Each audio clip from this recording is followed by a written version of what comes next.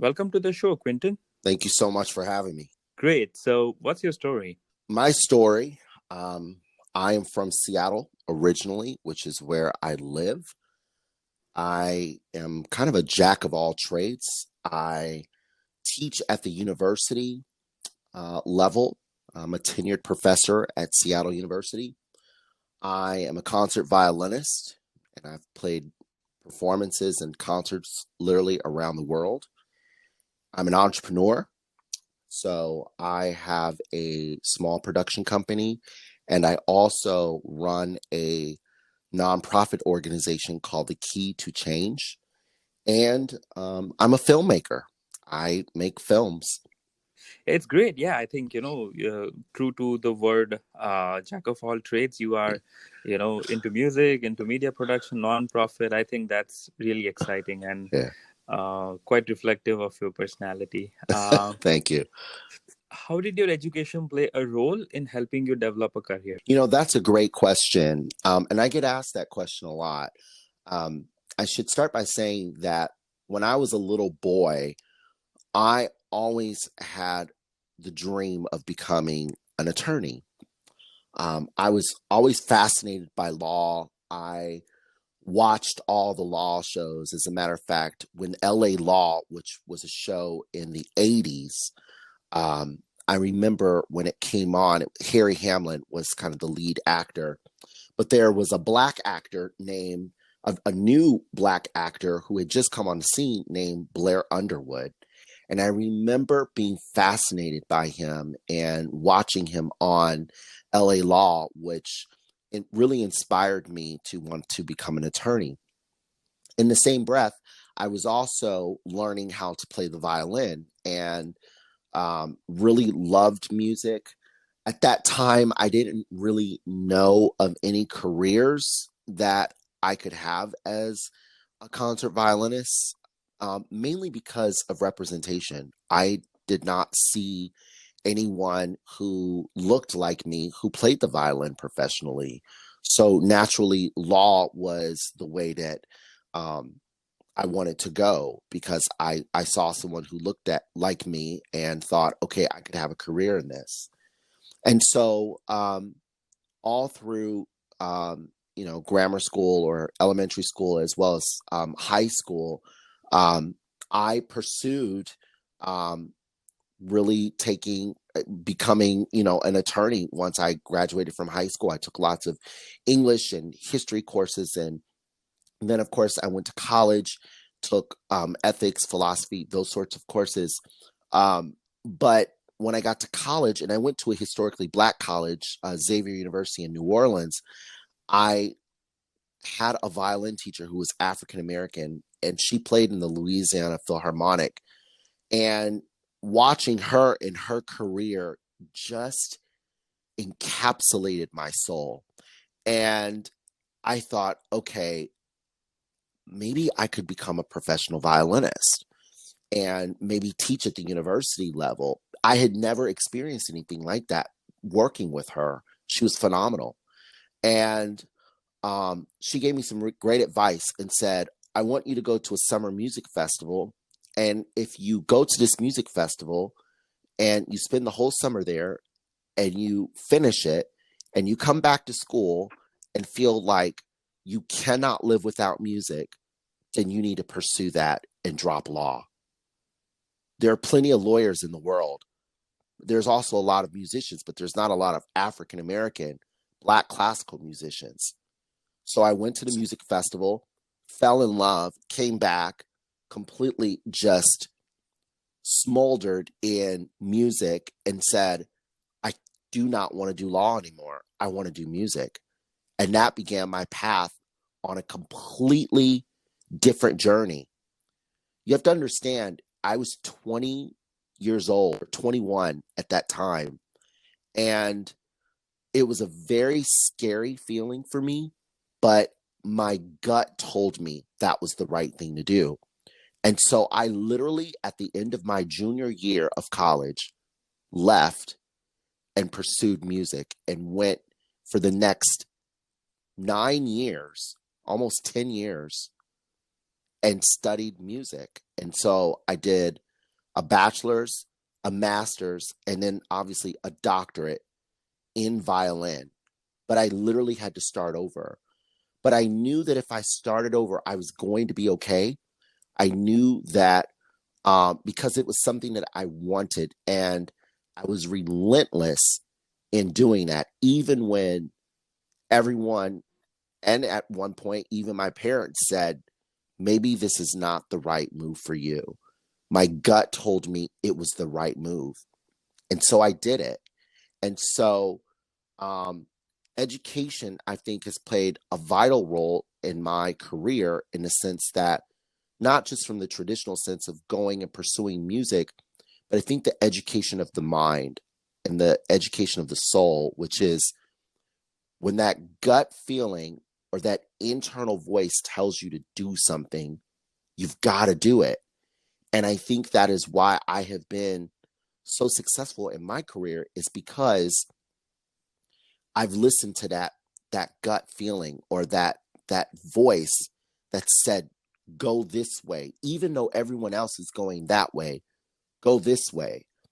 And I think that has been the thing that has helped me be innovative and has really helped me cultivate a career on my terms, not on the terms of what everyone else has said, or my mentors, or my parents, or even my friends or colleagues.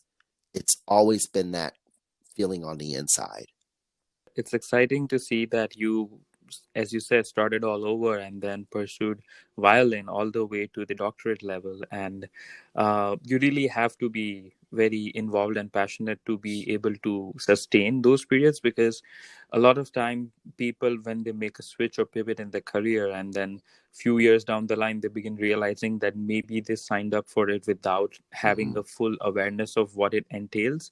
And you spoke about representation, and that's something that I was also worried about, because predominantly I was taking business courses at Harvard, and then that was my focus because I wanted to advance as an entrepreneur. But I think somewhere along the line, I uh, really had that passion for storytelling, and my friend pointed it out to me, and she said that, when you are saying stories, you become this another person, you become this human being that wants people to be involved in it, and you are creating this atmosphere where people can really engage with what you're saying.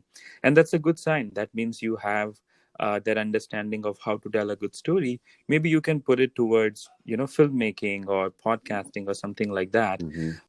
If there's one thing that I have learned that school taught me, and all the experiences that I have had in my career, it has been resilience, and um, understanding that when I've been passed over, or when I've been rejected from something, all that's doing is just pointing me in the right direction.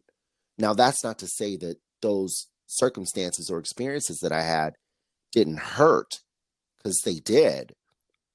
But when I look back on it, I also understand, oh, that wasn't for me, because there was this other thing that I couldn't have even imagined in that moment that was waiting for me on the other side.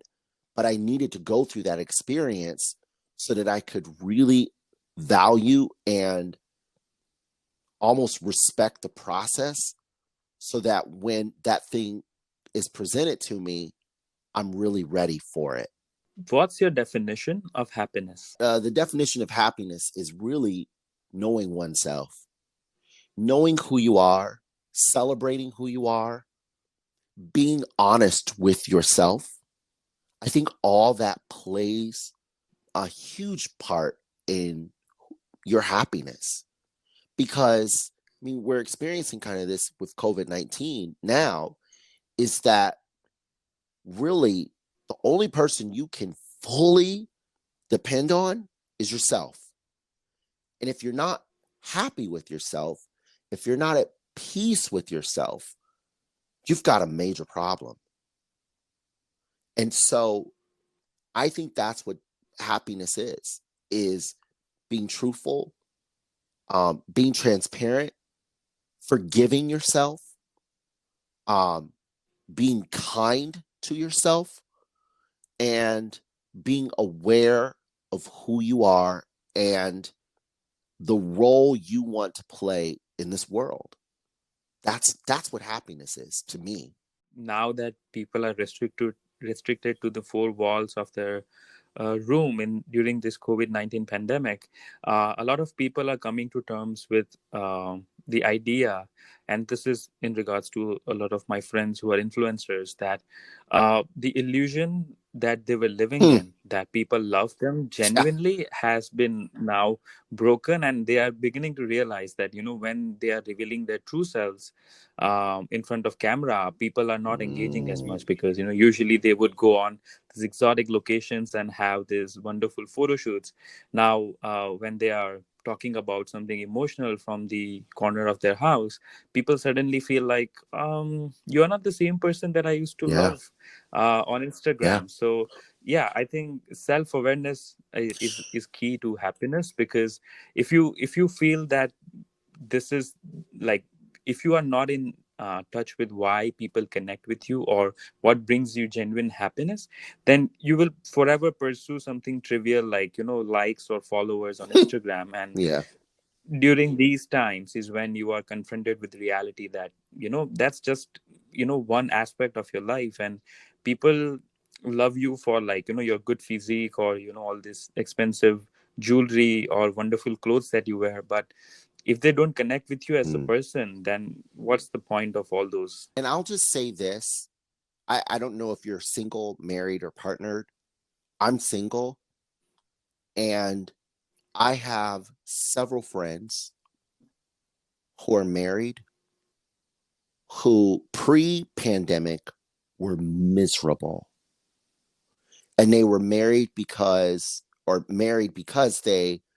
um they because of their kids or because of the financial situation or whatever. They're not happy. They're not happy with themselves. And so this pandemic has really highlighted that unhappiness. And so while there are moments where, yeah, I would love to be around people physically, I love myself and I love the quiet space that I have. And I'm so thankful that I'm not in a situation where uh, I have to compromise my self worth or my happiness. You know what I mean? Yeah, I think that makes perfect sense. And I don't think I could have said it any better. So, a lot of difficult questions that people were putting off, they are now left with no option but to deal with them. And that applies to businesses as well, when they Mm, have to rethink their business models. And it applies to people who are now also restricted within the four corners of the wall. So, my next question to you then is, how have the people around you, like your friends and family, inspired or influenced you? you know, I think I'll use the word community, which is very small, of family and friends that I've had for a very long time who've inspired me. And I think one of the ways that they inspire me is how we're able to bounce back in our relationships. So if there's turmoil or if there's conflict, which is inevitable, if you are a breathing uh, person or animal or thing, you're going to have conflict with someone at some point. And I think the most meaningful relationships for me have been those where we can have conflict and um, find resolution and move forward. And not just move forward, but move forward stronger, more aware of each other, which makes our relationship, in one sense, more healthy. Um, that is, I think, the most inspiring, um, because those people are always going to be real with me. Those people are, I know, are interested in who I am as a person, not who I am as a public figure or the resources that I have. And that makes me much more vulnerable, and it makes them as vulnerable as well with me.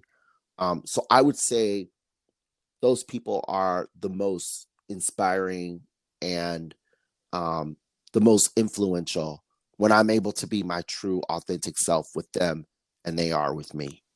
There was this interesting observation that one of my friends made, that when she was staying with my sister at my place in Mumbai, she had seen me in professional settings, and me, as a producer and she being director, we were working on a project together. So she saw me how I was on the set, but then when she saw me with my family members, and how I was having fun and without any fear of judgment or anything like that, she was surprised to see such drastic change in my personality. And she's like, you were always so calm and serious and focused on set, but here you are like this little kid that cannot be contained. So how is that?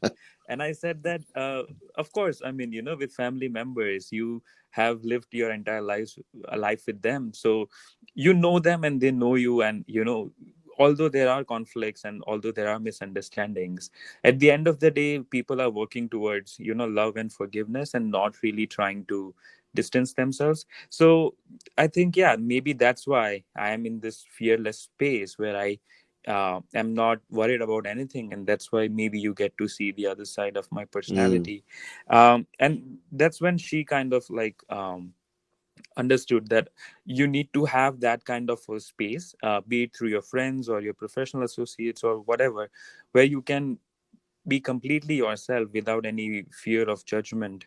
And people would just hear you out, if not support you, because that too, I guess, goes a long way. And I'm fortunate that Indians being more than a billion people around the world, uh, it is good to kind of like have or be part of a big community like this, because you always are able to find support in anything that you do. So yeah, generally makes a yeah, lot of yeah. difference.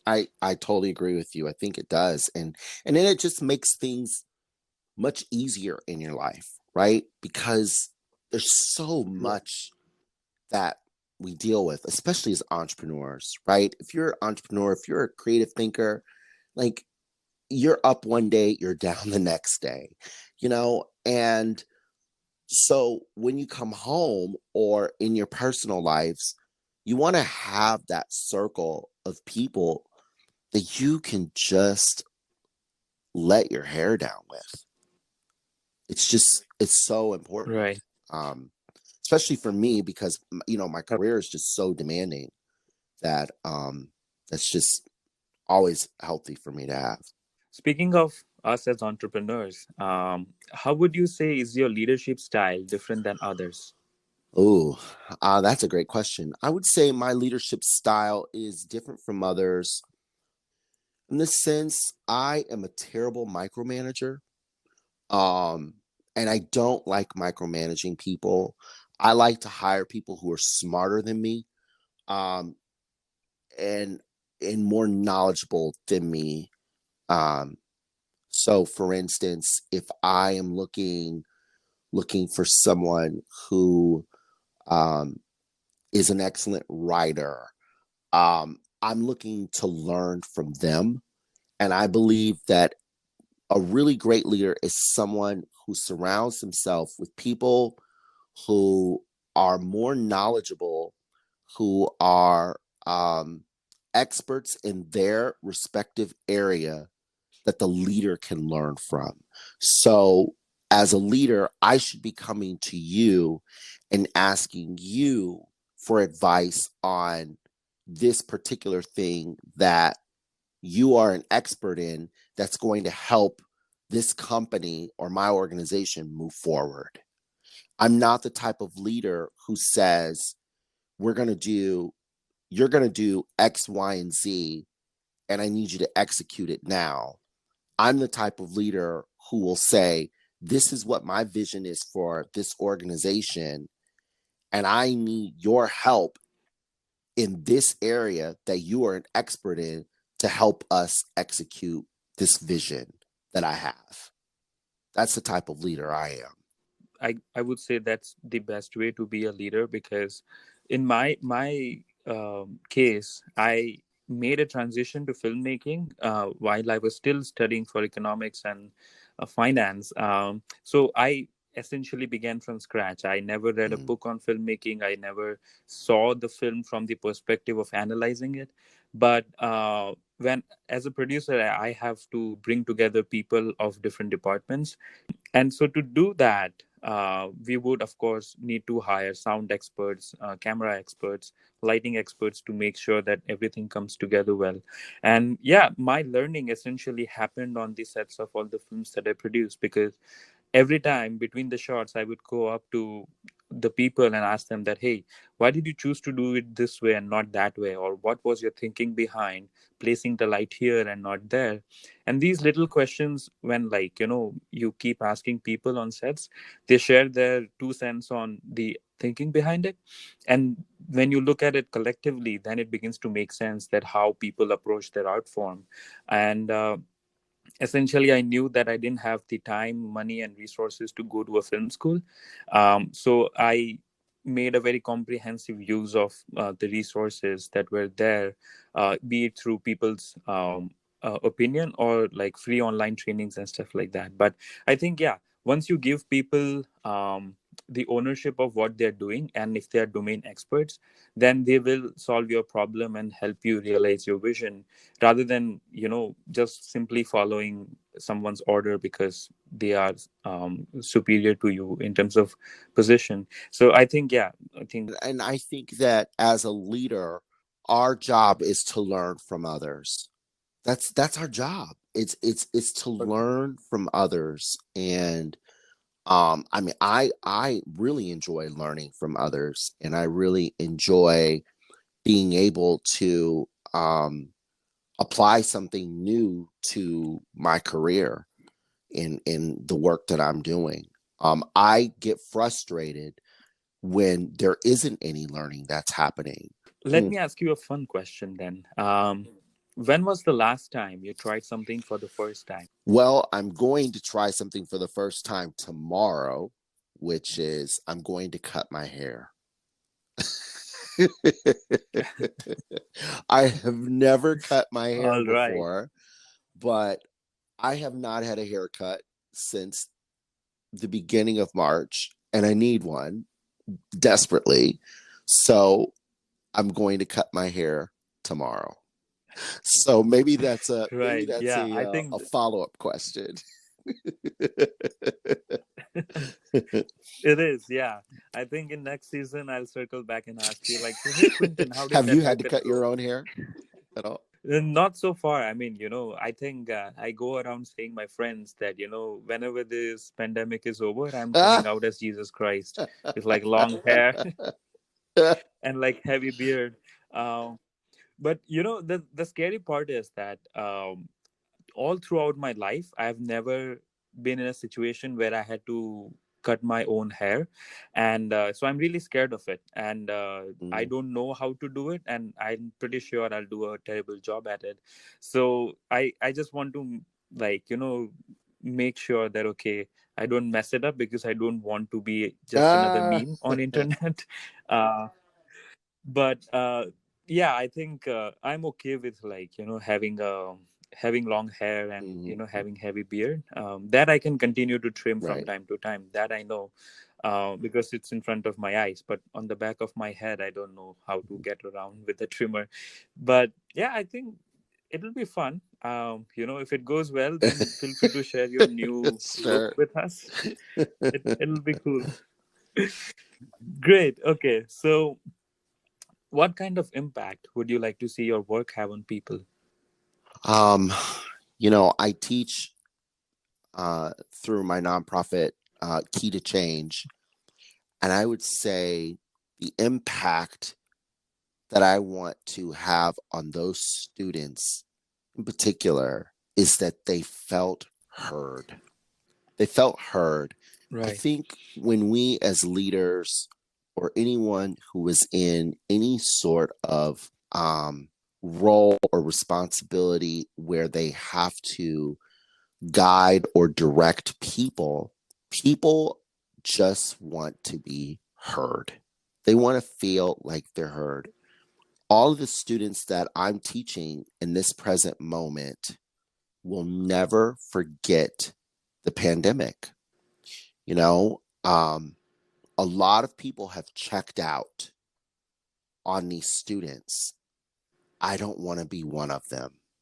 When these students who are between the ages of 11 and 18, when they move on with their lives into young adulthood and they move into adulthood, and there are case studies and there are history books written about the pandemic, and they go on to have their own kids and their own families, I want them to look back on their moments with me during this pandemic and say, Dr. Morris heard me.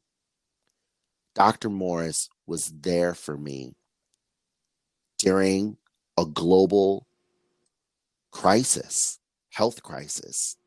He heard me, and his organization, Key to Change, was there for me.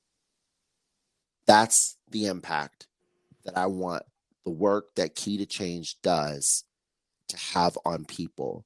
We don't need to see it right away. And tr- the truth is, it's really none of our business after a student leaves our program what happens. If they come back and tell us, hey, you had an impact on me, that's the bonus. We just want them to go out and have fulfilled, great lives. And Key to Change just needs to be and wants to be a small part of that. So that's what I would say the Right. impact that my work that I do every day, that's what I wanted to have on people, is that they felt heard and that they felt listened to and that we responded. Yeah, I think that's a very noble thought, and being there for people, especially during a crisis, and just lending them support through hearing them out, I think is a great way to give them hope and positivity. Because I think I saw this with my family business during 2008 crisis, when a lot of businesses were struggling, and although my family business is in India, they were affected because we deal with consumer electronics, and those products were hit hard, especially in Mm-hmm. East Asia and Southeast Asia. So that's when my dad decided that rather than firing people who have over the years helped grow the family business, he would actually support them even more if there's an emergency, or if they need extra income to support their family during this difficult time. And he did that for, I think, about 8 months. And he did it not expecting anything in return. He just did it because he wanted to be grateful for people that were there for him when the business was growing. And those people, because they felt heard and they felt cared for, they continued the good work and even worked longer hours after the economy went back on track. And some of those people are still with my family business, and that's an important thing that I learned from him, that you don't abandon people in times of crisis who helped you get there in the first place. And if you do that, then they will lose the trust that you have built over the years. So I think the work that you're doing is really amazing, and it's during these time that we need to stick together and be there for each other. So I think, yeah, you have certainly inspired me with everything that you are doing, and I'm sure as you continue to do the work that you're doing. Once you learn good, you do good. The most important thing is once you have acquired something that is of value to other people, you pass that on. That brings us to the last question. What's next? What are the exciting ideas or projects that you're working on, and what can the listeners expect from you going ahead? What's next for me is more of the same. just more. Right now, we've moved our classes to online, both at the university as well as with Key to Change. And with Key to Change, more specifically, the students are loving it. And what we have found is, while obviously there's some technical difficulties and that sort of thing, the community has remained intact. And we're so thankful for that. And we're going to continue to build that community. And we're going to continue to provide that high level of instruction to our students, more so now than ever, because they need us. And so that is where all of my focus is making sure that those students have what they need, so that they feel heard, they feel inspired. Music is just the vehicle for them. Most of them probably won't ever go on to become professional musicians, and that's really not the point of Key to Change. We can provide a high level instruction that inspires and motivates them to decide how they want to function and operate in this world. Just like for me, so many years ago, when I had my mind set on becoming an attorney, and then I had this one instructor who just completely changed my life and exposed me to a community and a world that I had not even known really existed because of representation, because she was African American. That's what I hope to inspire with these students, is that they will go on and do great things. And so that's what I'm focusing on and will continue to focus on with my organization, as I continue to grow it. As it is, what you are doing is really fantastic. I saw Mm, the video by Key to Change where you are going around different parts of the world and teaching these young kids how to play violin. And I think mm, that was really beautiful. I can see that enthusiasm and the spark in their eyes, that curiosity to learn something. And I think as you continue to do what you are already doing, you will be compounding that effect on lot many people. So I think I certainly believe that music has the power to dissolve boundaries and establish dialogue and bring people closer.